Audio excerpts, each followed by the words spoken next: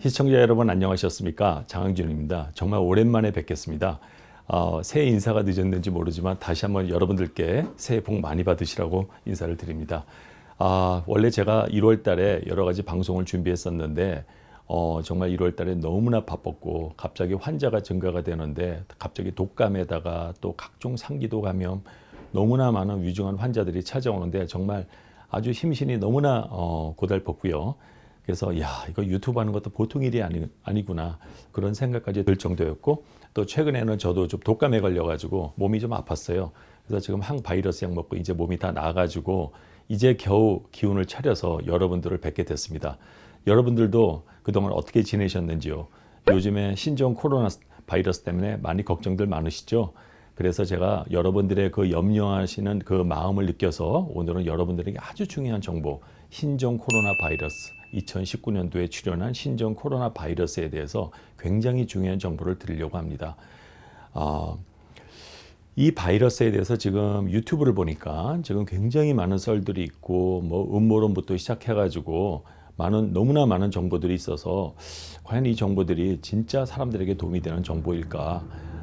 그 내용이 맞는지는 일단 둘째로 치고라도 그런 공익성을 생각할 때 이게 사람들에게 혼란을 주는 내용들이 너무 많은 것 같고, 사람들이 아직까지도 이 신종 코로나 바이러스와 사스가 뭔지 이거에 대해서 잘 모르시는 것 같아요.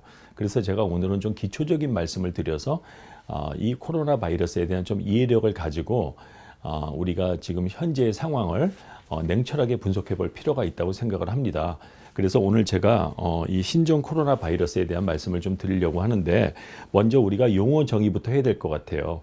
지금 이거에 대해서 초기에는 뭐 우한 폐렴 그렇게 불렀지만 WHO에서 이제부터 이 병명을 이렇게 코비드-19 이렇게 우리가 통일하기로 했습니다. 그래서 코로나 바이러스 19 하면은 이 바이러스에 의해서 생긴 모든 병을 앞으로 그냥 코비드-19, 그냥 한국 사람들은 뭐 신문에 보니까 그냥 코로나 바이러스 19 그렇게 얘기를 하더라고요. 근데 정확한 명칭은 코비드-19.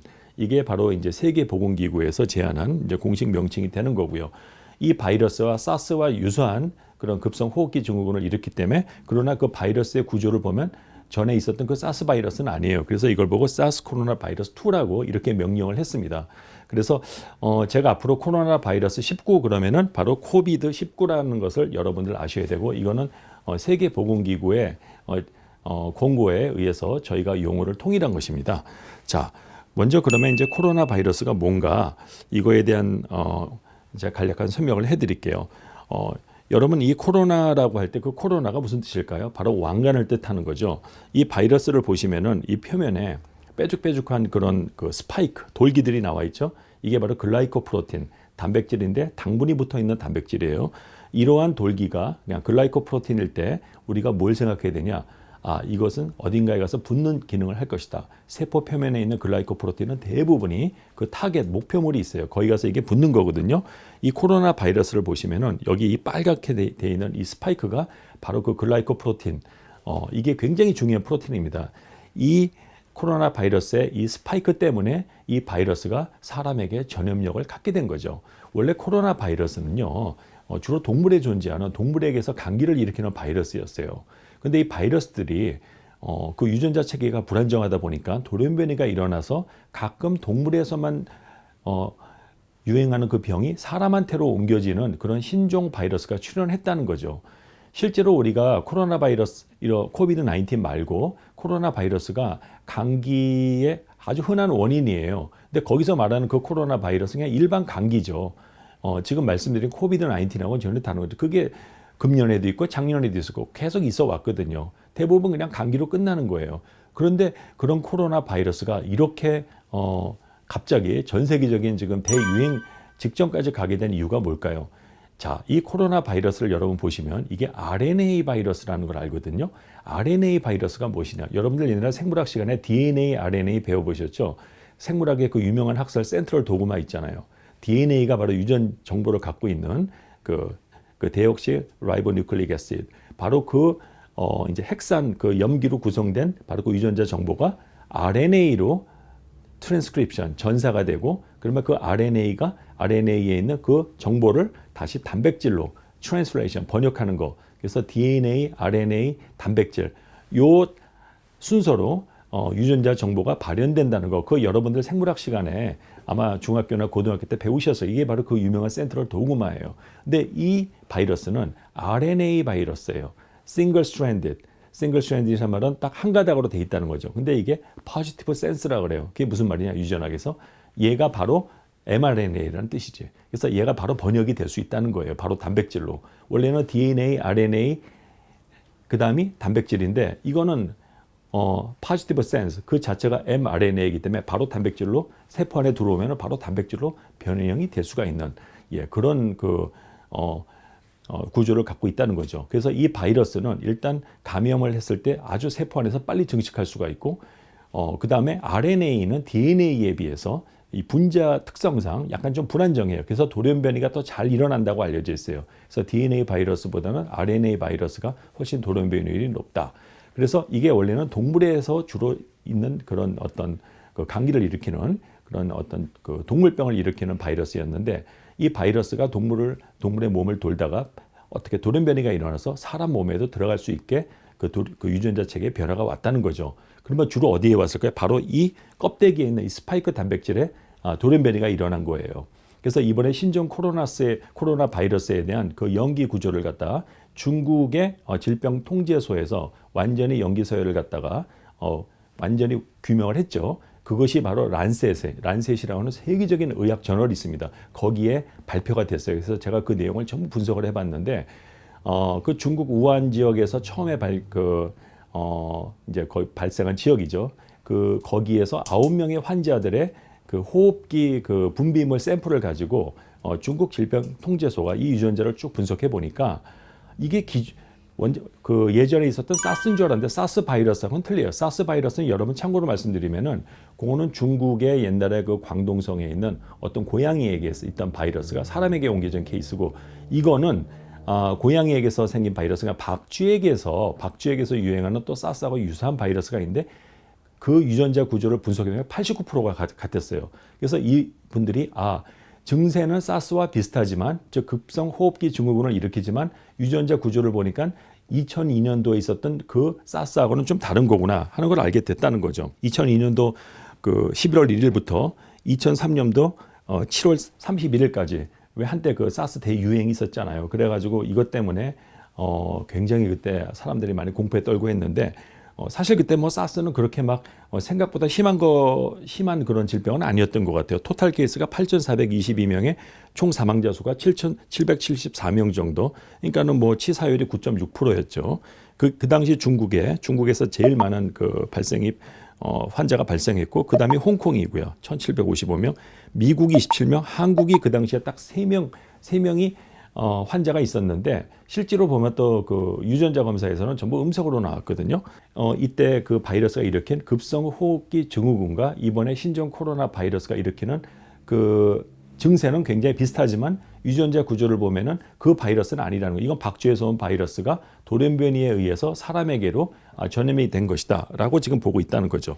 그래서 학자들이 중국의 질병통제소에 있는 분들이 유전자 연기 서열을 쭉 분석해 보니까 이 스파이크 프로틴, 이 단백질이 어디 가서 붙냐? 사람의 몸에 있는 ACE2라고 하는 효소에 가서 붙는 걸로 밝혀졌어요. ACE2가 뭐냐면은 엔지오텐신 컨버팅 엔자임 타입 2라는 건데요. 보통 이제 우리가 ACE 하면은 그 유명한 혈압약 ACE 이니비터 여러분 들어보셨죠? 그게 뭐냐면 엔지오텐신 2로 이제 전환을 시키는 효소예요. 엔지오텐신 2는 사람의 몸에 혈압을 올리죠. 그래서 그 한때 많이 쓰였던 혈압약 중에 하나가 ACE 이니비터, 이 효소를 저해하는 약이 지금도 사실 뭐 혈압 치료제로 많이 쓰이고 있어요. 그래서 이 효소를 억제하게 되면 혈압이 떨어져요. 그런데 ACE2라고 하는 효소가 또 있대요. 근데 이거는 좀 약간 기능은 틀리지만 그것이 주로 어디에 많이 분포했냐? 바로 폐에 있죠. 그래서 옛날에 그 ACE 이니비터 같은 혈압약을 쓰게 되면은 부작용이 기침이 나왔거든요. 예. 왜냐하면 그 약이 주로 작용한 그 효소가 분포하는 것이 바로 폐기 때문이죠. 그런데 이 바이러스가 ACE2를 갖다 공격한다는데 그 효소가 어디에 많이 있는 바로 폐에 있는 거죠. 폐에.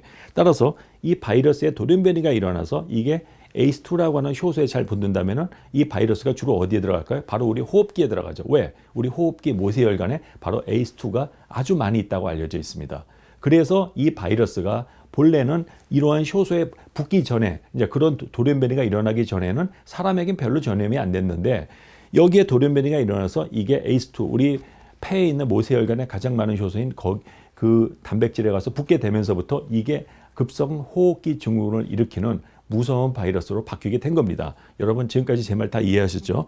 이 바이러스가 원래는 동물에게만 존재하는 거고 또 사람에게도 전염이 될 수가 있는데 가벼운 감기 정도를 일으키는 건데 바로 이 M 스파이크 프로틴의 변화가 와가지고 이게 ACE2에 대한 친화력이 생기면서 사람 호흡기에 대한 침투력이 아주 세져졌다는 거죠. 그래서 이 바이러스가 이렇게 갑자기 별로 대수롭지 않은 병이 굉장한 병으로 바뀐 거예요. 그래서 우리가 이 신종 코로나 바이러스에 대한 공부를 조금 더 해보면은 먼저 과거에 있었던 사스하고 메르스를 공부해 봐야 되는데 자, 제가 사스에 대한 얘기는 해드렸어요.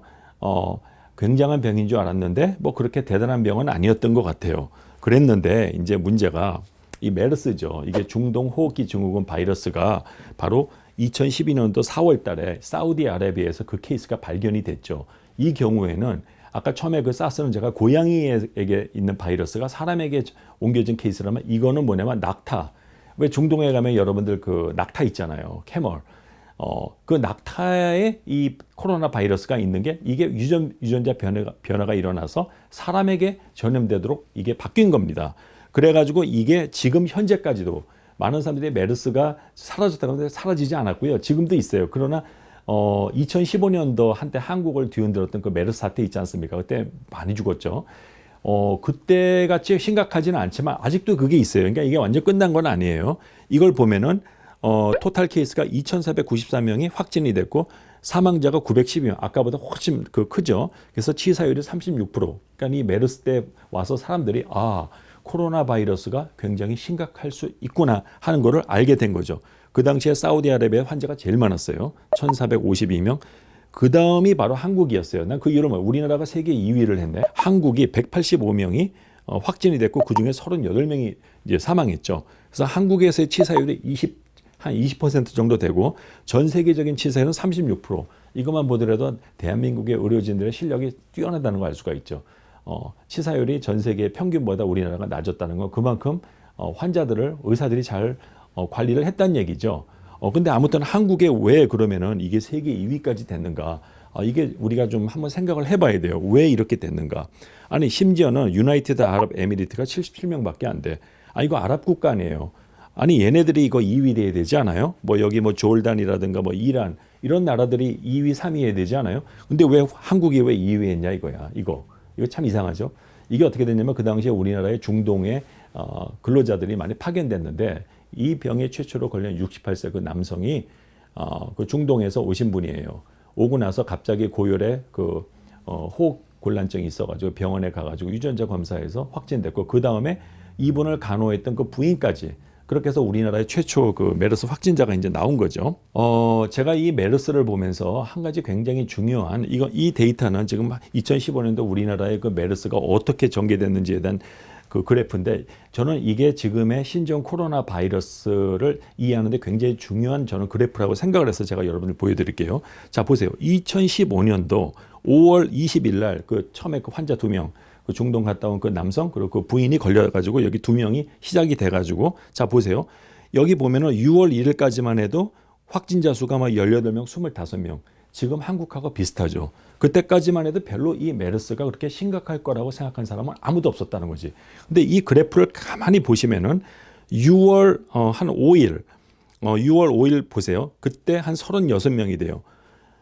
그때부터 6월 5일부터 11일까지 보시면은 갑자기 그냥 숫자가 이렇게 그냥 급상승을 해요. 이거 수학에서만 인플렉션 포인트가 되는 거죠.